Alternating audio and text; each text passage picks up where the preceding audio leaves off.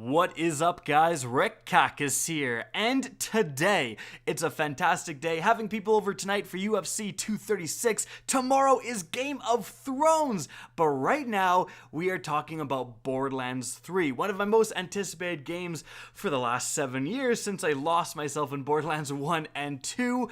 And it's finally coming out this year, and one of the most important features of any Borderlands game, arguably the most important feature, is the loot and the weaponry. And that's why in this video, we are going to be breaking down the manufacturers of Borderlands 3. Now, for those who maybe aren't familiar with Borderlands games, when you get a piece of weaponry, it's going to belong to a certain manufacturer, and therefore, it's going to have unique traits along with it.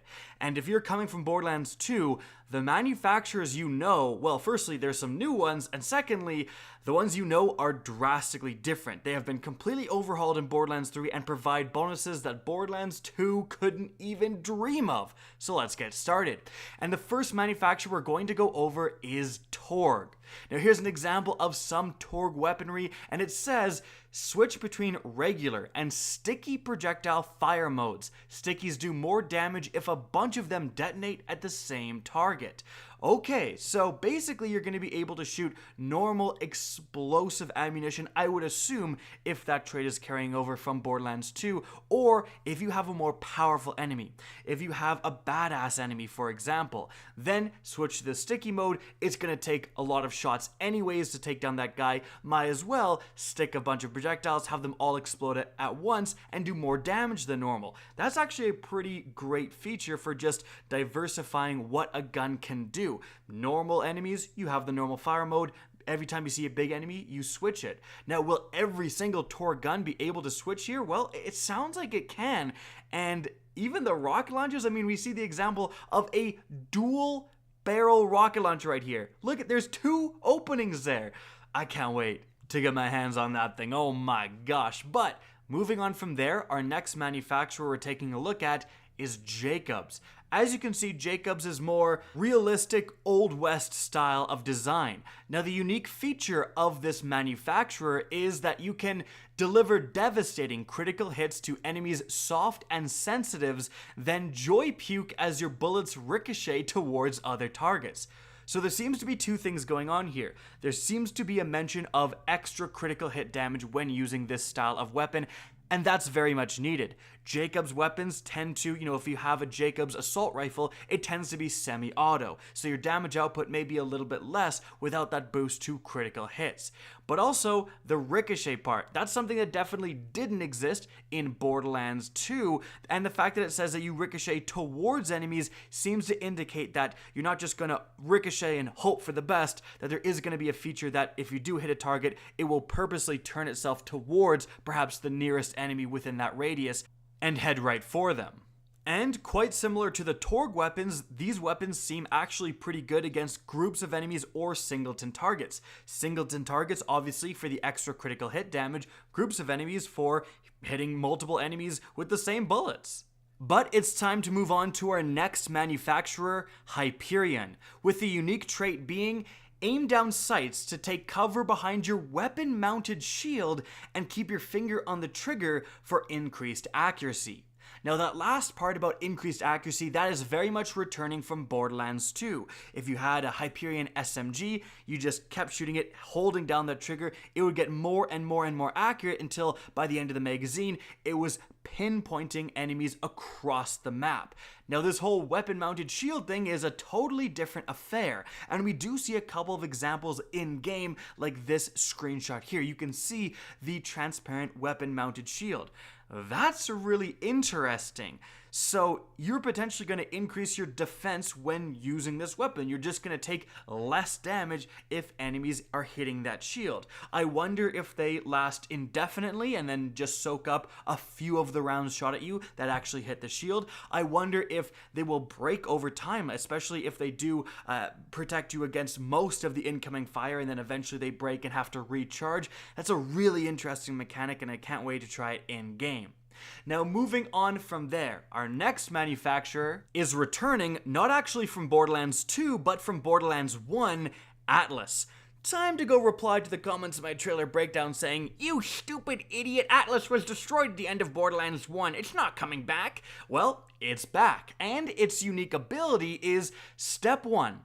Hit your enemies with tracker tags. Step 2. Unleash a hail of smart bullets that track towards your targets. Step 3. Loot.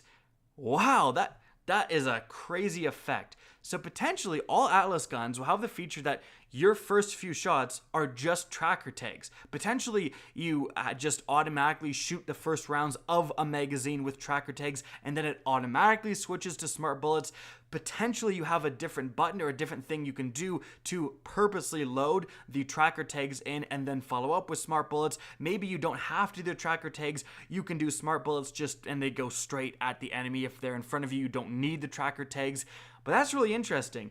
Pick off an enemy and then just aim, I assume, off to the side, completely be missing your target, but the smart bullets will curve and hit that enemy that you hit earlier with a tracker tag. Potentially you can maybe hit enemies behind cover. But more realistically and practically, these weapons will let you poke your head out of cover, hit that very powerful enemy that's just lighting you up, then get back behind cover, shoot in complete safety, and have the smart bullets track down that enemy when he can't shoot you back.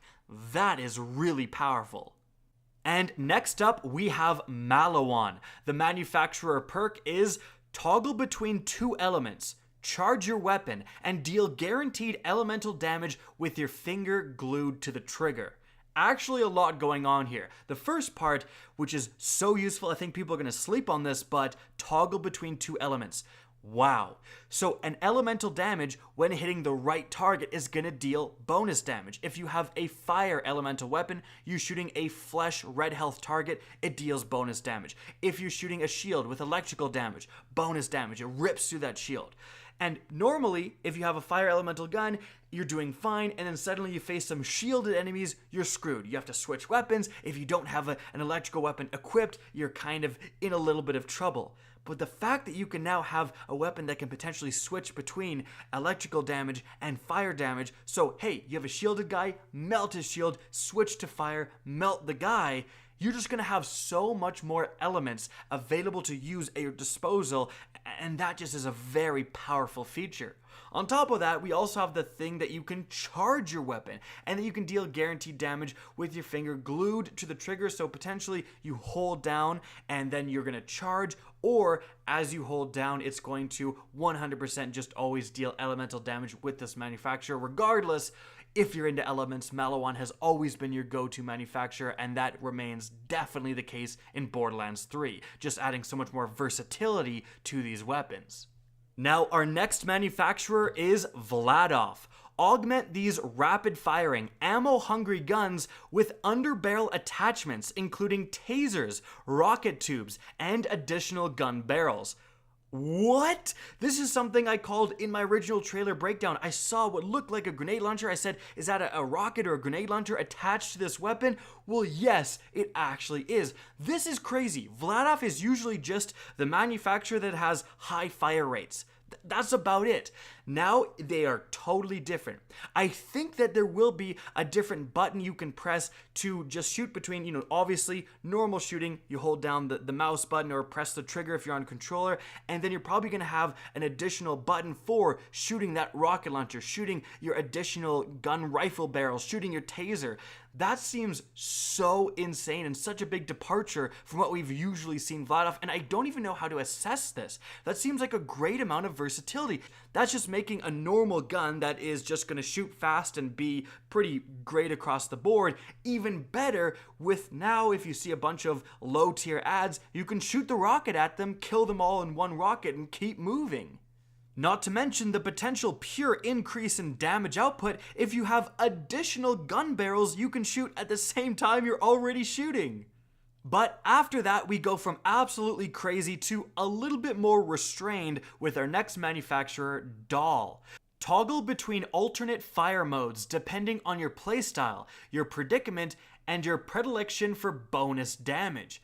So that, it's definitely not as insane as Vladof, but it's pretty good nonetheless. So potentially you have a Dahl assault rifle, and you can switch between fully automatic, maybe burst fire, and then also maybe single fire. And that's very important that they do mention bonus damage. So that would indicate that the less spammy fire modes like a single fire or a burst fire would result in more damage, and that can be very good if you're fighting at range. The ability to switch to burst or single fire and then just pick off enemies with easy criticals, and then, oh, there's an enemy to ambush you close range, switch back to full auto, take care of that guy, that can be very useful.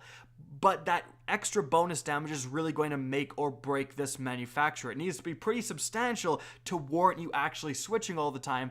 Otherwise, there'll probably just be a certain fire mode that everyone figures out is the best fire mode and everyone just uses that all the time. But moving on from there, the next manufacturer is a brand new one, Cov. And this seems to have replaced Bandit from Borderlands 2. So it says, enjoy uninterrupted damage dealing courtesy of infinite ammo magazines, occasionally interrupted by unpredictable overheating.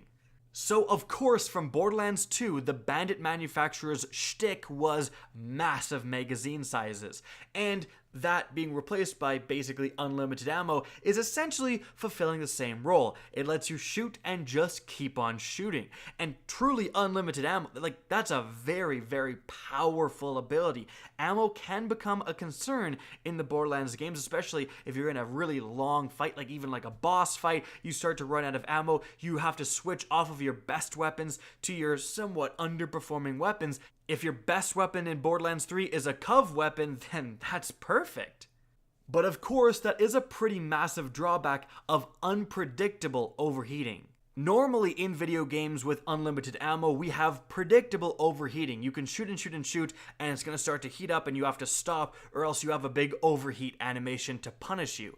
But the fact that they say unpredictable probably means that it literally is just random. You can shoot a ton and really mow down enemies, or sometimes you shoot for just a little bit and your gun overheats. That could really lower the power potential of these weapons, but really excited to see them actually in game. And next up, our last manufacturer of Borderlands 3, we have Tediore, with the perk being toss your gun like a grenade to reload, then watch it pursue a nearby enemy as a fully loaded version digistructs in your hand. So in Borderlands 2, the tossing it like a grenade, that's the exact same feature, and although it could result in you chewing through your ammunition, it was very useful to be able to just shoot once, throw your gun directly at the enemy, and deal a lot of damage very, very quickly. However, the new thing in Borderlands 3 is the fact that it says, watch it pursue a nearby enemy. And we saw definitely this happening within the trailer, where the gun sprouts little legs and chases after an enemy. So that seems to be a feature of Tediore weapons. So, potentially it works like this. Normally they're acting exactly like Borderlands 2 Tediores, where you're just throwing them at enemies, but if you miss, then they sprout the legs and chase after your enemies, so it's more of a better fail case. You don't just miss and then it blows up and then you get no damage. You're still going to get some damage every time you reload one of these Tediore guns, and that is really cool. And so guys, that is it for the video. I hope you enjoyed, found this informative. If you did, please remember to help me out by simply rating and especially sharing this video. If you guys want to see more Borderlands 3 content similar to this, don't be afraid to slap that subscribe button. If you guys want to get in touch with me and keep up to date with the latest channel activity, the best way is to follow me on Twitter at RickKakis. That's linked in the description down below. Again, I hope you enjoyed the video, and as always, have a good day.